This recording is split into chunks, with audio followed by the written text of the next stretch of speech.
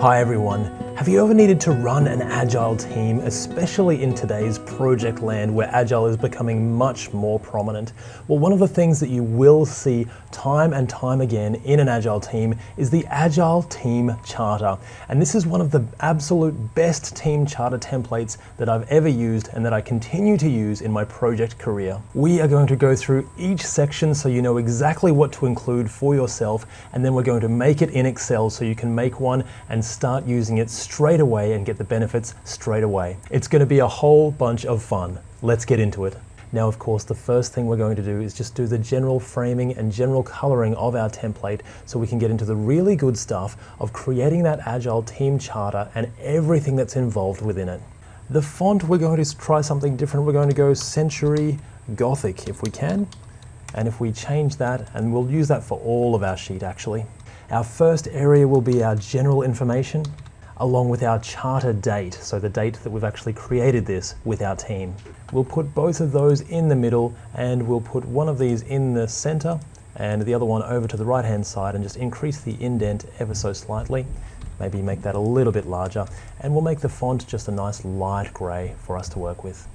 Now for our borders, the first border we're going to do is nice and easy. We'll select all the way down to row 17 there, and if we just do a normal border around all of that, the outside, that's going to get us started. For our rows, if we select our rows on the side here and just right click, we want our row height to be around 40. So here we are, we put 40 in here. Now that's going to give us a nice amount of room for each section on our team charter.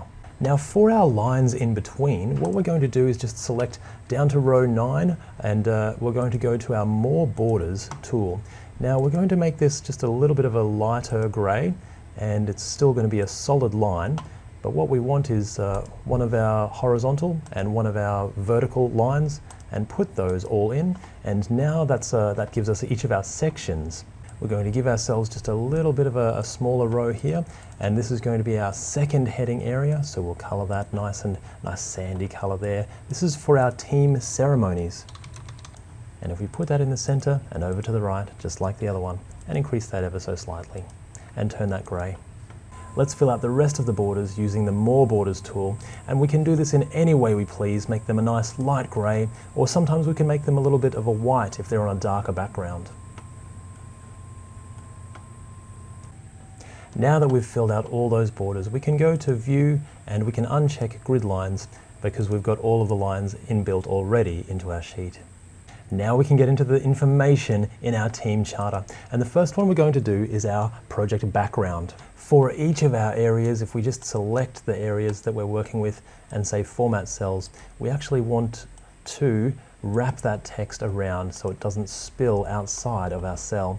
And now that we've got that, our background is to add context to where the team finds itself at this given point in time. So just include a brief introduction to how the team started and where it is now. Was it spun up as an ongoing team, and are we delivering ongoing features? Is it spun up as part of a special project? Is it going to disband after that project? What is the actual circumstance that resulted in this team coming together?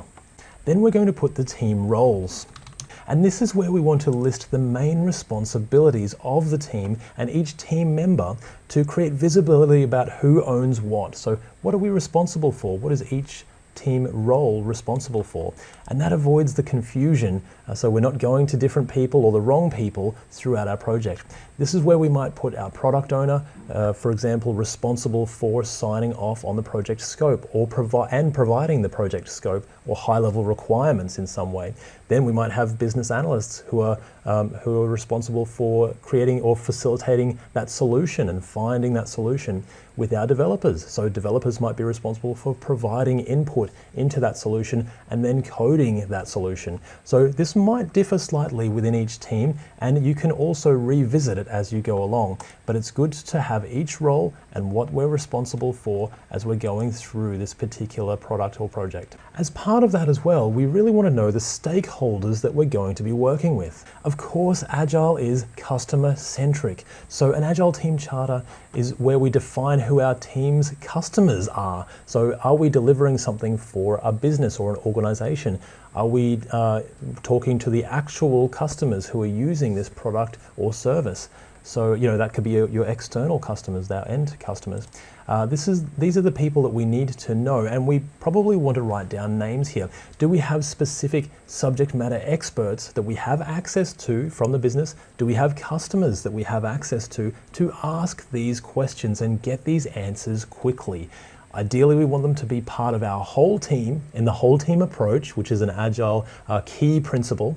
And so we would bring them into the team where possible, but where we can't, we want to meet with them as often as we possibly can instead. Now that brings us to our team values. Because as we're working with our customers and working within our team, we want to know what drives us. So here's a nice high level way for us to write down what are the top 3 or top 4 or top 5 values that we all share and that we want to consistently embody as we work together. So is it openness? Is it transparency?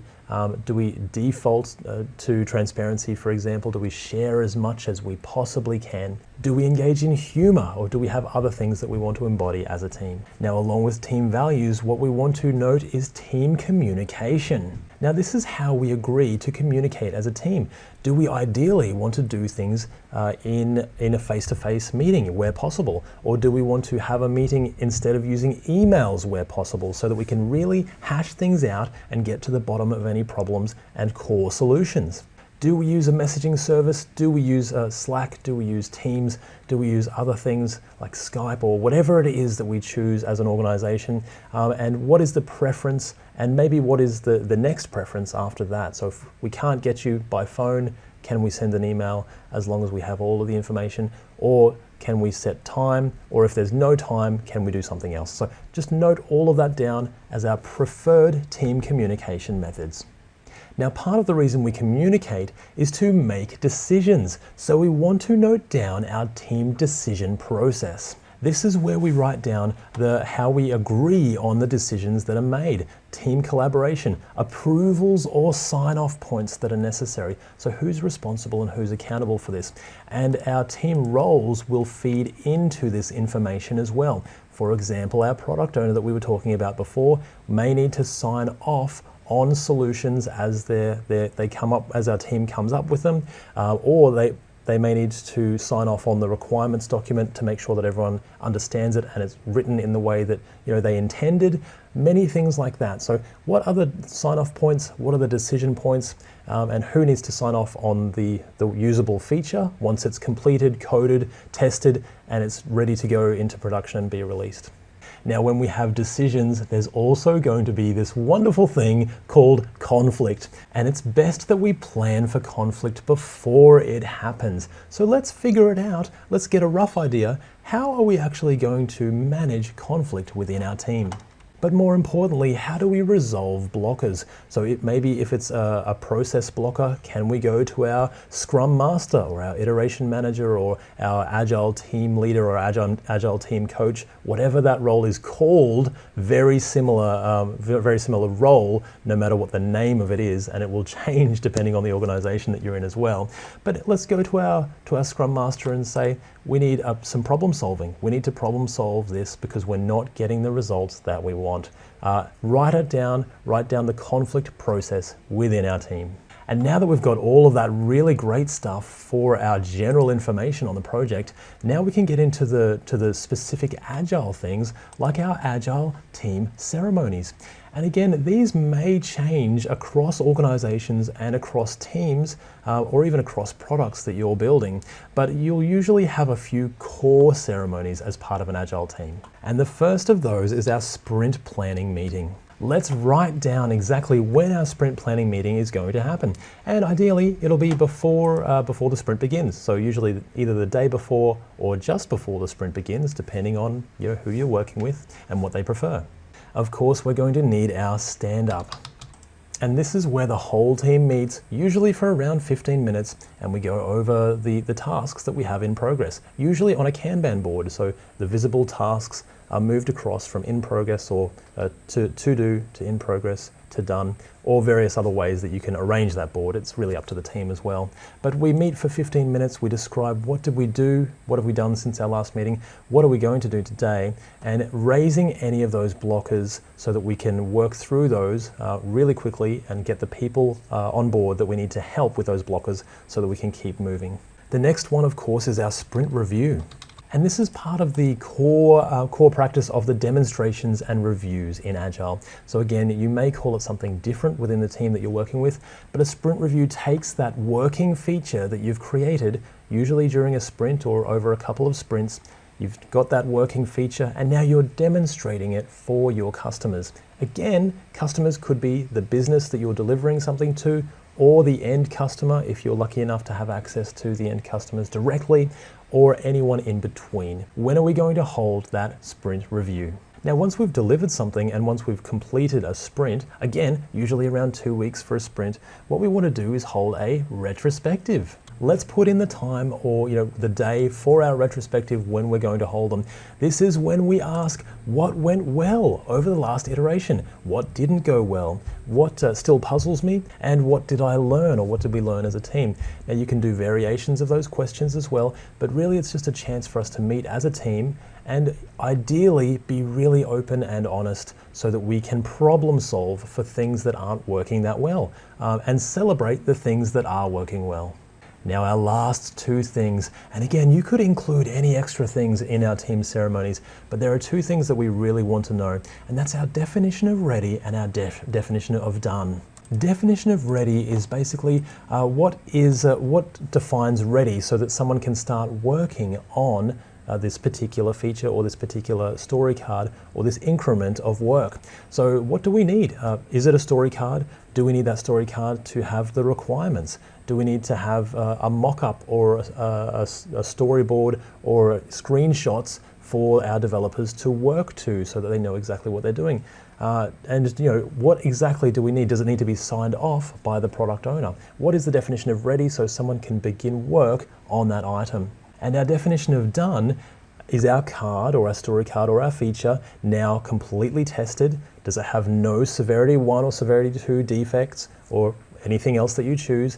Has the product owner seen it? Has the customer been demonstrated that feature? And have they signed off and accepted that that's exactly what they were after? Or any contingencies if it's not exactly what they were after. Now that we've done that, we've got all of these wonderful things that add up to our complete Agile Team Charter. And you can take this and use it straight away in your own Agile team. I've really enjoyed spending the time with you creating this Agile Team Charter, and I hope you've enjoyed yourself as well. I'll see you in the next video.